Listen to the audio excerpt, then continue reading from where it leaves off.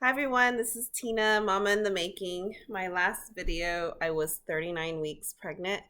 And look at this bundle of joy we have now. This is Miss Kayla. She's having naked time right now, but this is Miss Kayla. I just finished breastfeeding her, so she's in a good mood, I think. This is Kayla. So she came.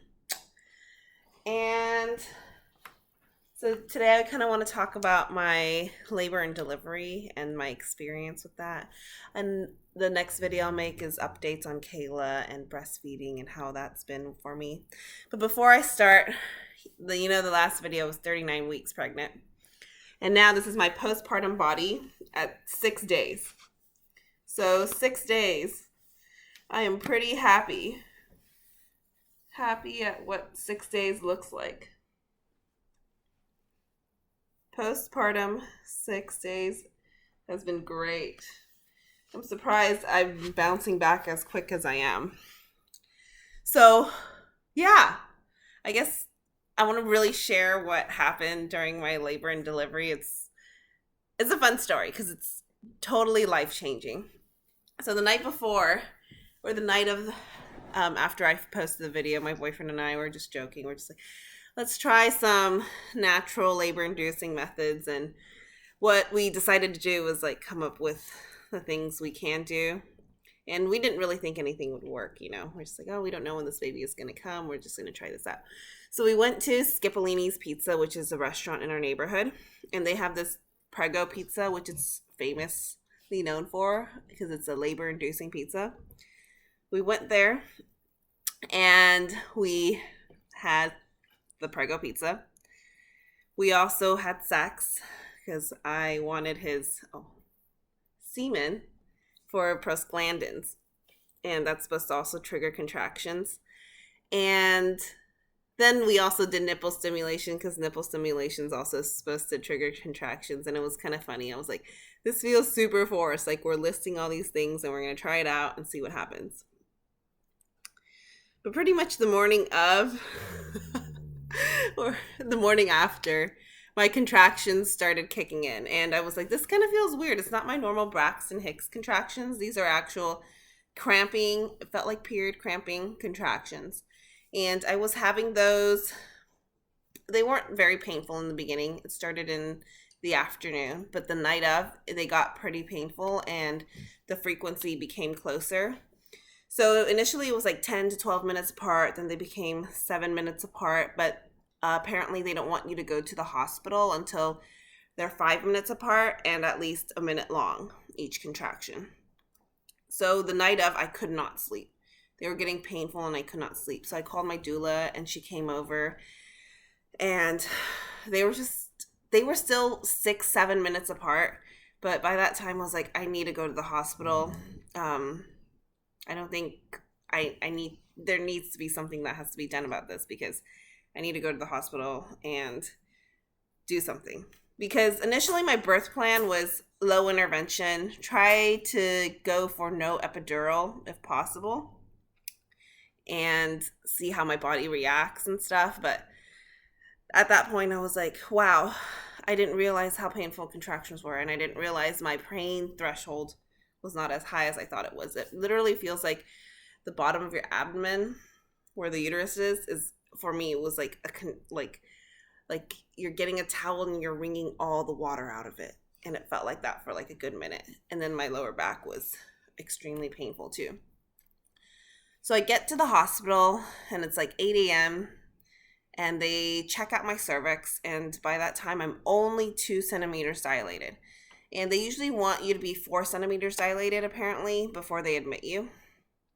So they asked if I wanted to stay a little longer and they could check me again in an hour or two. So they checked me again in an hour or two, and I only ended up being 3 centimeters dilated. And your goal is to be 10 centimeters dilated complete before you start pushing. So by then, I was like, I don't want to go back home. I'm not going back home. We're staying here. Admit me. Let's get this thing going. They offered Pitocin, which is a labor-inducing drug, to help speed up my contractions because my contractions were painful, but the frequency weren't really at where they want it to be. So they want the frequency to be between 2 to 3 minutes apart. So I started Pitocin. My contractions were getting more painful and they were being more frequent, and they would up the dosage every 30 minutes. And by the level of pain, I mean, I was crying. My eyes were tearing up and I literally started crying. And I was screaming and groaning and I was like, what am I going through? And I did this for 5 hours, crying, just sitting there, rolling around on the ball or standing up and crying. And I was like, oh, I have to get checked again, because they don't check you until you need to be checked, because they don't want to do continuous intervention to not cause to avoid infection. So it's like, you need to check me again. I need to see where I am, because my goal was, this was my initial idea, was to be 7 centimeters at least before I got the epidural. So they checked me again, and I only went from 3 centimeters to 3.5 centimeters. I only went up 0.5 centimeters, and I was like, this is ridiculous. It's like, give me the epidural. I don't care anymore. I need to relax. And I got the epidural. And by the way, the epidural is painful too. Not as bad, but there is some type of pain. For me, it was. And I got the epidural, and my life literally was like, I'm a new person. I don't feel the pain anymore. I was like able to converse, be coherent, have conversations. Like, I was able to fall asleep again, because I didn't sleep all night because I was in so much pain. And it was great. I loved it. I couldn't feel the pain anymore. And it actually, in the end, helped me, because the reason I wasn't dilating, I was completely almost effaced, which is my cervix really softened. But I just couldn't dilate because I couldn't relax my pelvic area, those bones or those muscles there, because I was in so much pain that it just kept tightening up. And the epidural actually helped me dilate and open and, relax that muscle to really open and get the baby through. So my water breaking, I do have to mention that. So I felt my water break, and it was in the hospital, but it was just the weirdest feeling. It literally felt like a water balloon going down there. It was like a big. And then my boyfriend and I were actually talking when my water broke, and then he was like, he thought I farted, because I was like, my water broke, and he's like, that was your water breaking? Because he actually heard the sound. It was actually really, really funny. And then after, when the pushing came, for me, I felt so nauseous. I felt so nauseous. It was really weird. I was feeling like I needed to throw up, and I was like, oh, why do I feel like this when I need to push?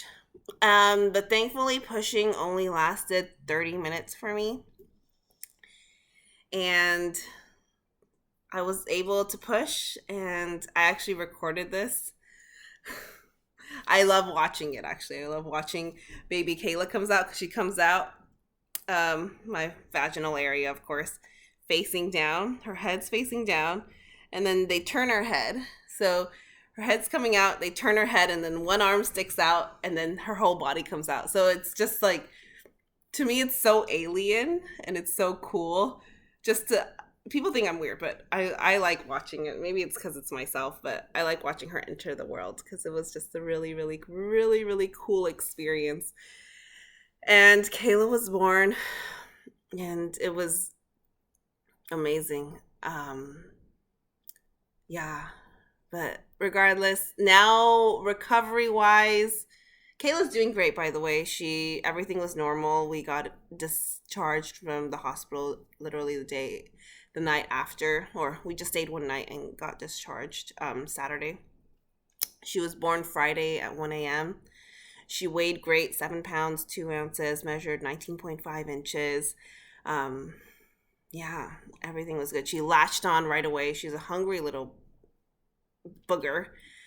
And yeah, postpartum right now, it hurts down there, and I have incontinence. So whenever I sneeze or laugh, I will pee. I peed myself in the hospital floor because I started cracking up because something happened with my boyfriend where Kayla was trying to eat his nipple. Yeah. So besides that, the pain down there is manageable. And before, you think the contractions are over after you deliver the baby. They are not. They are not over. I still have contractions. They're milder, but the first 2 days, wow. With Kayla, latching on, the nipple stimulation actually causes contractions afterwards too. But if you guys have any questions, feel free to ask below. And it was really good talking to you guys again. And I'm really happy Kayla came. And she's right here again. She is right here. This is little Miss Kayla. I'm going to share more stuff about Kayla in the future. And she's so tiny right now. She's only 6 days old. So, alrighty. Feel free to comment, like, do whatever. I'll post another video soon. Thanks, guys.